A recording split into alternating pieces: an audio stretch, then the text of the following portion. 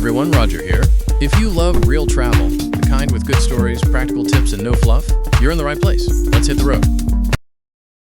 Hey everyone, imagine gliding along a stretch of California's coast so stunning and private that almost no one gets to see it unless you're on this very train. This is Roger here. This is raw, unedited footage from the Amtrak Coast Starlight as it follows the historic Juan Bautista de Anza National Historic Trail along Santa Barbara County's rugged coastline. Most of this breathtaking scenery sits on private land.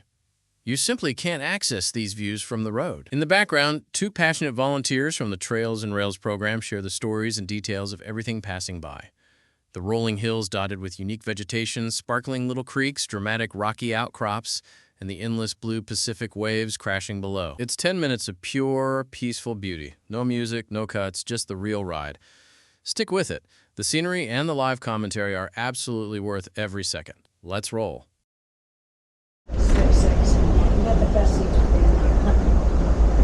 Now, right now, the Danger Reserve is really not open to the public. You know, they've had it about 7 years, and they're really doing a whole lot of ecological study here. Because this is a transition between Southern California and Northern California. And so we're right here on the Central Coast. And interesting enough, we have Government Point that's right out the inside of the train, and I'm looking forward. And there used to be a big storage tank out there. So, again, as Diane said, oil plays a pretty big role here.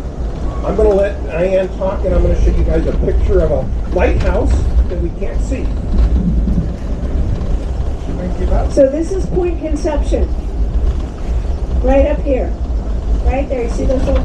So California actually has quite a few lighthouses, but this is where the Point Conception lighthouse was. The first lighthouse was built on the top of that promontory. This was kind of destroyed. I can't tell how windy it is out here, but it's in the middle of nowhere. So when I pointed out Coho, that's where all the pieces for the first order Fresnel lens were delivered from France. Whoa. The first lighthouse was built in 1855. The lens was assembled and it was first lit in 1856. Point Conception did not get electricity till 1948. So for 100 years, you're in the middle of nowhere, and it had to be set. It had a counterbalance that had to be set every 4 hours. They had to light the wick every night, keep it full of oil. So, had we not transitioned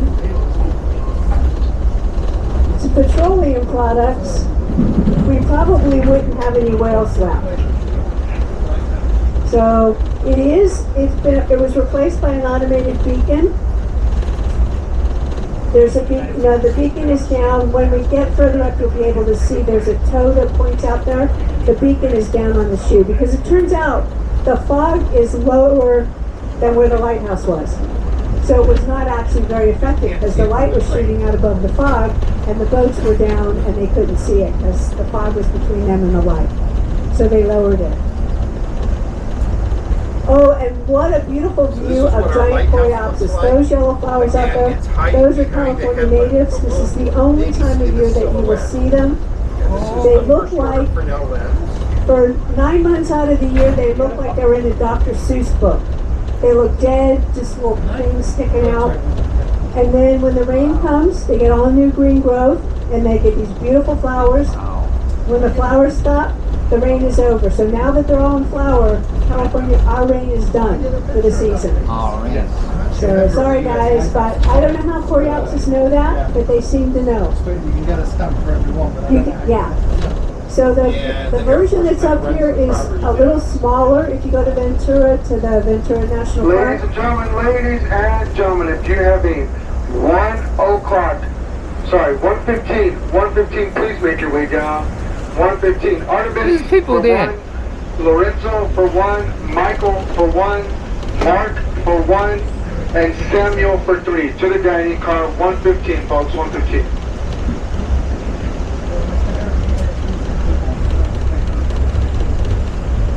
So the coreopsis are gorgeous, and they're a little bigger. This is about as far north as they go. But then we'll transition to buckwheat, silver lupin, lotus. This whole section along the water is actually a really nice example of Californian chaparral.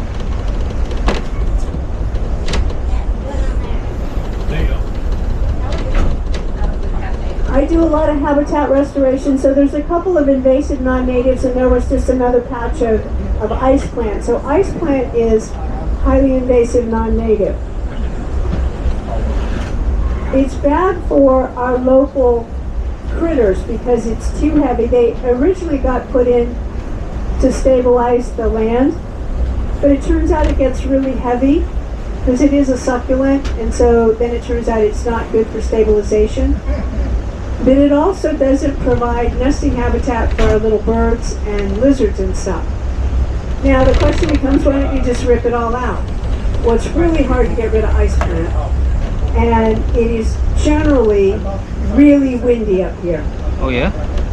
20, 30, 40 miles an hour winds. Whoa. So if you take the vegetation out and you don't have something to plant or the means of watering it so that it gets established, then you just add it to the erosion.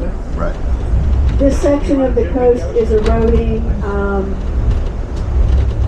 about an inch a year. So the train tracks didn't used to be quite this close. So we'll see what happens.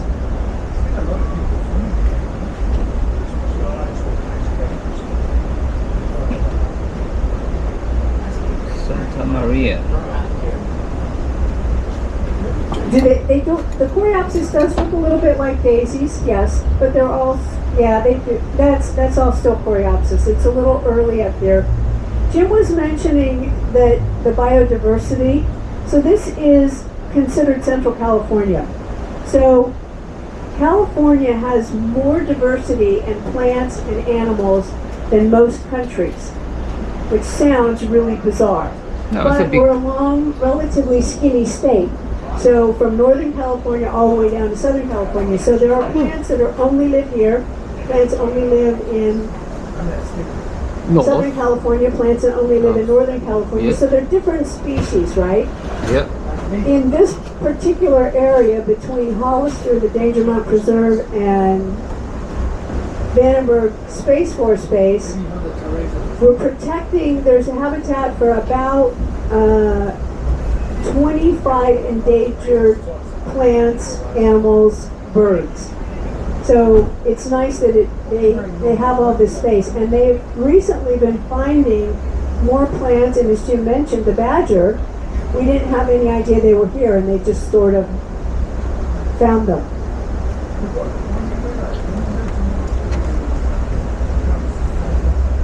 That's a technical question.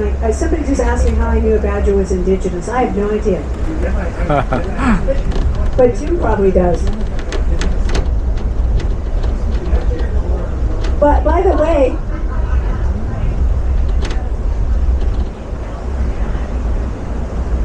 so this is Halama State Beach Park. Supposedly really good burgers. I don't know, I've never been there. And they put in some bungalows in here, so if you don't want to camp. Now what's interesting about here is this is which river? Don't know. Halama River? It's Halama Creek. So this is, we are now on the Space Force base, okay? Ah.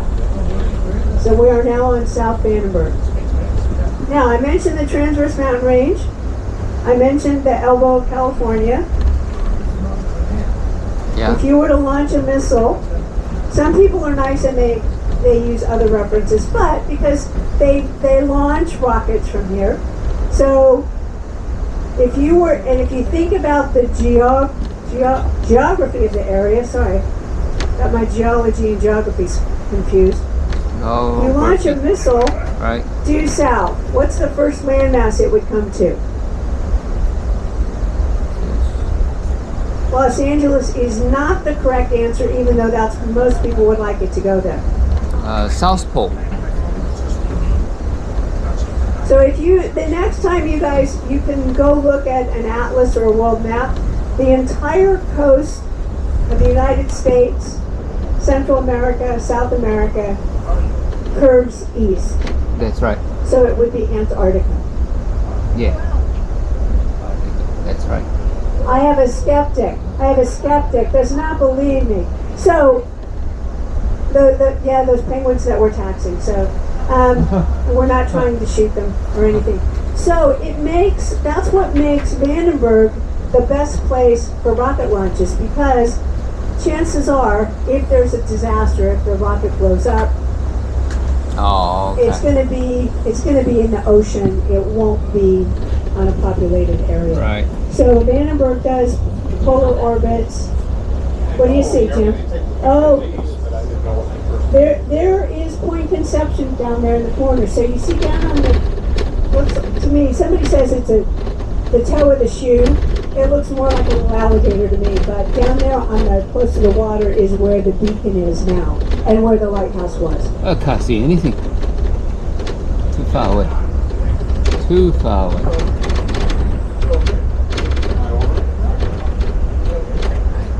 So if you haven't noticed, we were heading west, and now we're heading northwest, right? So if you look at your map, we're kind of making that turn.